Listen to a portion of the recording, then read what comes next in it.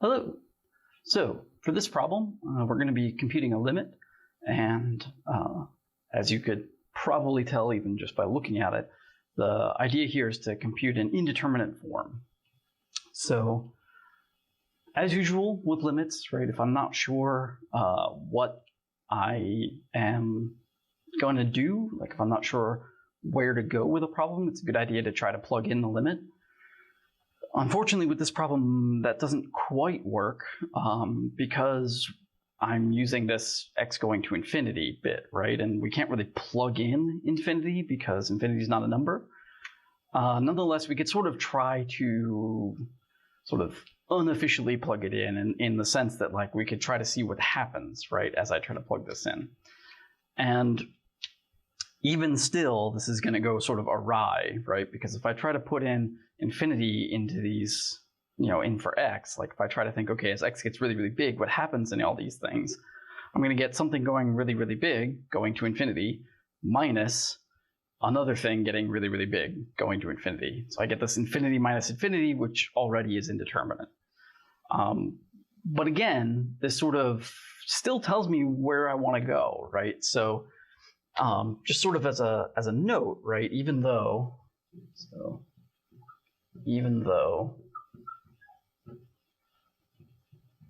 plug in doesn't make sense,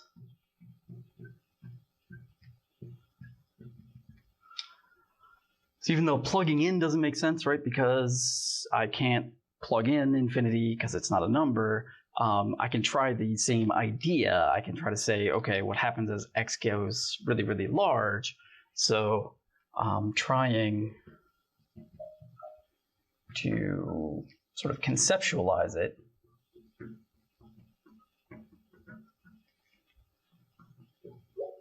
The plug-in.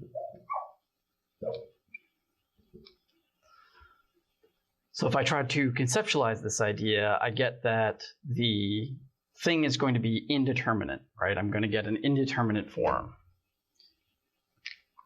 So this gives me an indeterminate form.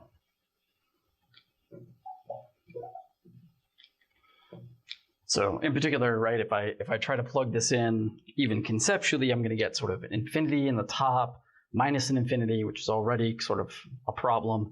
And then at the bottom, I'm going to get like a negative infinity plus an infinity minus another infinity, right? All these infinities floating around. But this still tells me quite a bit because what it's telling me is that my problem is infinity. It keeps showing up places and I need that to, stop. So instead, what this tells me, right, is that since these are polynomials in the top and bottom, this tells me that I want to use my trick where I'm going to divide by the sort of second largest power of x, right? So I want to look at the degree of the top and the degree of the bottom and pick the smaller of those two. So in particular, the degree of the top, right, is 3 because it's a x cubed. The degree of the bottom is a fourth. It's a fourth degree polynomial. So I'm going to divide the top and bottom by x cubed. The smaller of those two degrees. So in particular, my limit up there, so I guess I can write like this thing, right, equals, and it honestly does equal because what I'm doing is still just as true for very large values of x. So it equals this limit, and I'm going to take the same limit, this 2x cubed minus 3x squared plus 7 over, this blue is sort of faded a little, sorry, over negative 11x to the fourth plus x squared minus 3x plus 17. So that's my overall.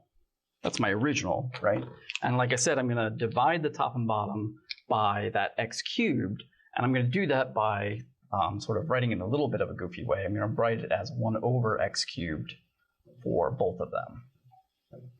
So I'm basically multiplying 1 over x cubed across. And that gives me the limit as x goes to infinity of. So if I put 1 over x cubed here, I'm going to get 2, right, because the x cubes will cancel. Then I'm going to get 3 over x. And then I'm going to get 7 over x cubed. And then down here, I'm going to get negative 11x, right, because I'm going to have an x cubed and an x to the 4th. So that'll get me down to just x, plus x squared divided by x cubed, so that's 1 over x, minus, there we go, minus 3x over x cubed, so that's 3 over x squared, and plus 17 over x cubed. Very squeaky, sorry. Okay. But now when I conceptualize, when I sort of plug in unofficially this idea of infinity, I can see I'm going to get 2, because there's no x, so it just stays, right? Then I get 3 over something infinitely large, so that's going to go to 0. That's going to go to 0. 1 over x goes to 0. 3 over x squared goes to 0. 17 over x cubed goes to 0, meaning that if I were to look at these, each of these individual pieces now go to 0 instead of an weird infinity nonsense, right? So that tells me then that this limit is equivalent to just 2 over negative 11 times x as x goes to infinity, but that means I have some finite thing dividing by something getting infinitely large, so this tells me that I'm going to get 0. Okay. So again, I can't plug in because x is going to infinity, and sort of plugging in doesn't really make sense when you have infinity. But you can sort of conceptualize what happens. Sort of don't try to treat it like an actual number, because that'll lead you into some pretty shifty territory where like infinity minus infinity, that should be 0, but that's not true. Infinity minus infinity is unknown, it's undefined. So you don't want to try plugging it in, but nonetheless, you can sort of think about what would happen sort of for the first stage before you simplify stuff, and you see that what happens is you get infinities everywhere, right? You have infinity minus infinity plus 7 over negative infinity plus infinity minus infinity plus 17 or whatever, right? You have all these infinities everywhere. You can't put any of them together because infinity is not a number. But what that tells you is that if you have all these infinities everywhere and everything's a polynomial, then that means you want to use this dividing by a nice power of x trick. And that technique will allow you to make sure that there is sort of not a bunch of infinities everywhere, because now you're getting a bunch of zeros instead, and you have only at most the one infinity, which will send you to 0. Okay? So that is that. Hello. So in this video, we're going to be doing another limit computation. So, we have this limit that we're given, right? This gigantic beast of a thing. It's very intimidating, which, it does. But nonetheless, doing the computation, sort of, I want to stress here that doing the computation is the same straightforward process, straightforward-ish process. So even though it's big and intimidating, the process isn't going to be any different, right? So we look at this thing and we're like, it's, annoying and large, and there's a bunch of numbers and, variables and things. But again, if we're not sure where to start, a good place to start is always to try, especially when we have a nice finite example here, a nice finite limit, sorry. It's a good idea to plug in the number and see what happens. Not that we expect it to work, but how it doesn't work should tell us sort of where to go in terms of how to, simplify or do this, tackle this limit to get something that we can actually compute, okay? So as my first step, I'm gonna just plug in and see what happens, okay? So I'm looking at this piece by piece. I'm doing x going to 6, so I'm gonna have 6 squared minus 9 times 6 plus 18. So all of this, that's the first sort of factor in the top. Then we have 3 to the 6 minus 4 minus 1. Then we have 2 times 6 plus 7. Again, all of this stuff is admittedly a mess, but it is what it is. There's not like anything that we can really do about that, so we're just gonna run with it here. I'm gonna make that bar a little more visible for you. Then at the bottom we have natural log of 6 plus 1 in absolute value minus 3. Then we have 6 minus 6. And then we have 6 squared, that in parentheses to be clear, plus 3 times 6 minus 4. Okay. So I've plugged in my value 6 everywhere. Now I'm just going to sort of crank the wheel through all of these number crunching parts and see what each of these things come out to be. So I have 36. So my first factor, I have 36 minus 54 plus 18. Here I'm going to have 3 to the second, so that's going to be 9 minus 1. Here I have 12 plus 7 over. So here I have natural log of 7, whatever that is. I'm just going to leave it like that because that's not a nice number. So all of that minus 3. I have 6 minus 6, that's 0. So that should be sort of a red flag right away. And we'll see why in a second. Then I have 36 plus 18. I have 3 times 6 minus 4. Okay.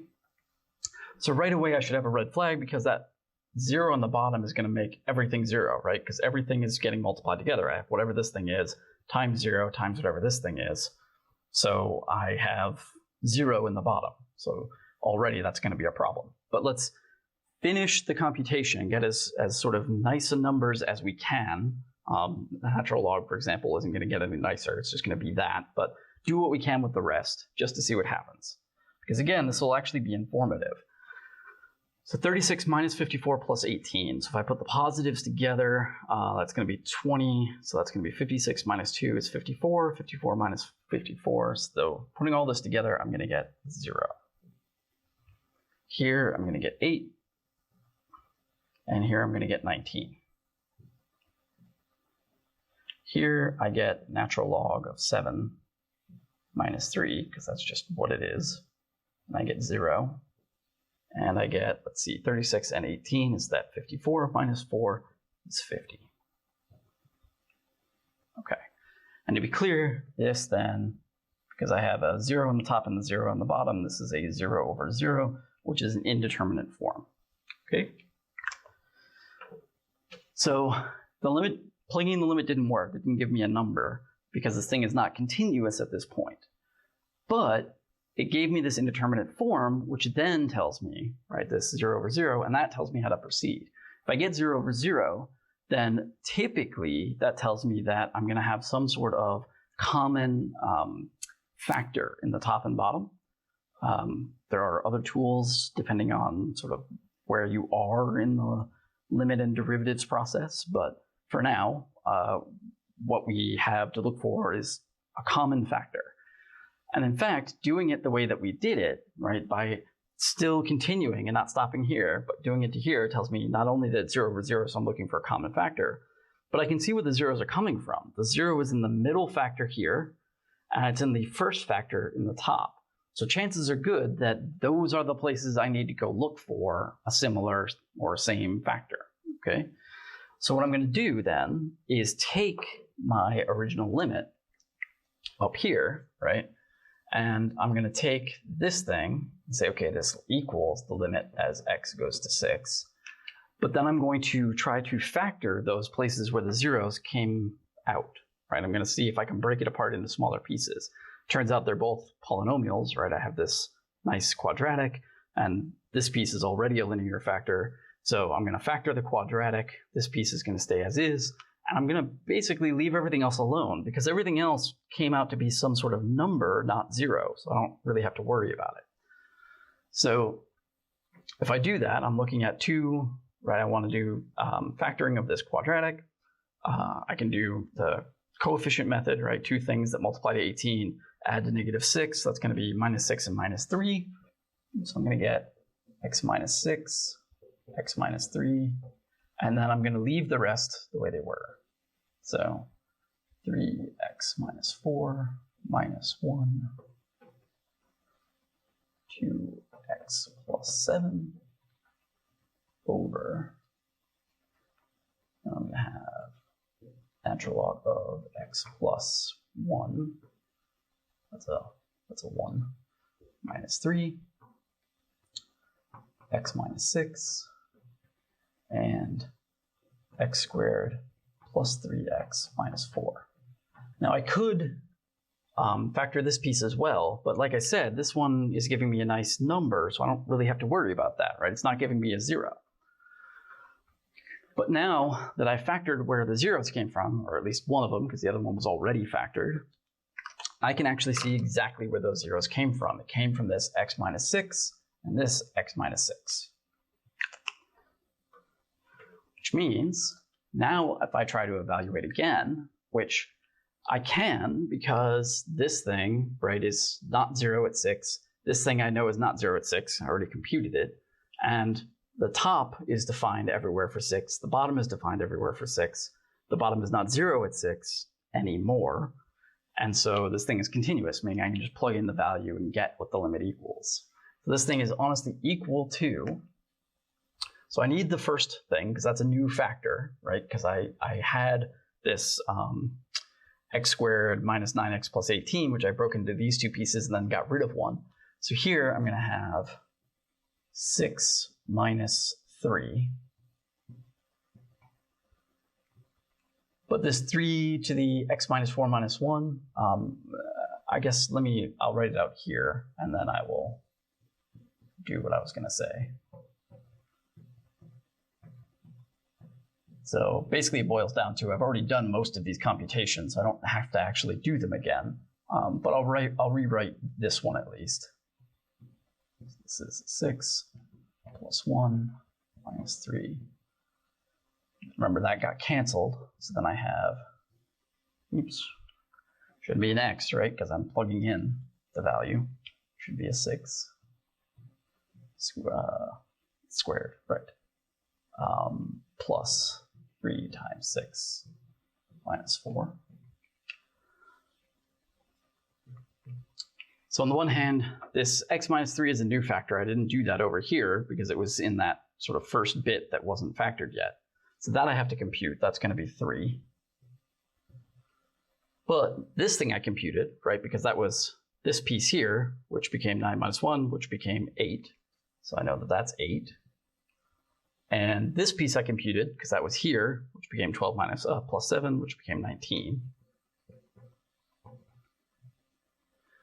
This piece was that piece, which became that, which stayed that because we couldn't simplify it anymore. So that's natural log of 7, which I can do is parentheses minus 3. And then this piece, which is that, which became that, which became that. So that's 50. And honestly, I could leave it like this, but I will sort of go a little further just to show the process if you were interested. The easiest way to go about this actually would be to see if I can cancel any common factors. So in particular, I have a 50 here, which is even, so I could factor out a 2 here. So get rid of a 2, make that a 25, and get rid of a 2 here, because that's also even, make that a 4. But that's about all I can do. So now I have to multiply through. So I guess the easiest way would be to do 4 times 19. So that's 76 times 3 is what, 210, 228 on the top. Over, and then this is just what it is because the natural log can't really do anything better. So I'm going to distribute the 25 to natural log and to these 3. So this is 75. So like I said, this is, at least in my book, this is pretty fine. You could also write it as putting the top together but leaving the bottom separate. which would get you 228 over 25 times natural log of 7 minus 3.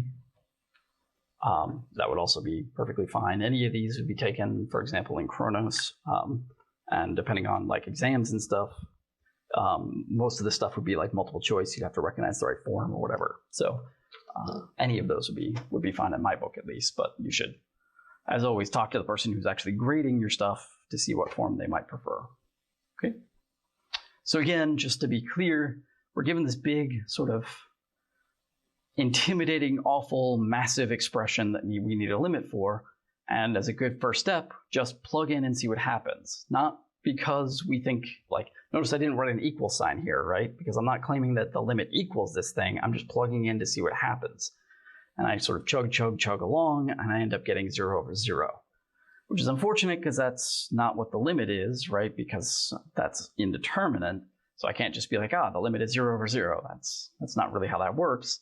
But the good news is that tells me that, okay, if it's 0 over 0, that means I'm probably going to need to find a common term that sort of generates those zeros and cancel out, right? Try to simplify away that 0.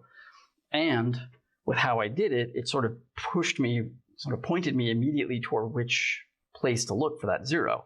It was in the first thing on the top and the middle one on the bottom. So I factored the first one. The middle one was already factored, so I didn't have to factor it. And once I did that, I indeed canceled out where that 0 came from, and then went through the arithmetic to get my answer. Okay? All right. So even with really awful, terrible, intimidating looking factors, the process is still the same. I will say that I would be surprised if you encounter something more awful than this, right?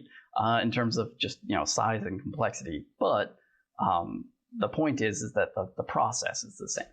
Okay? So that's that.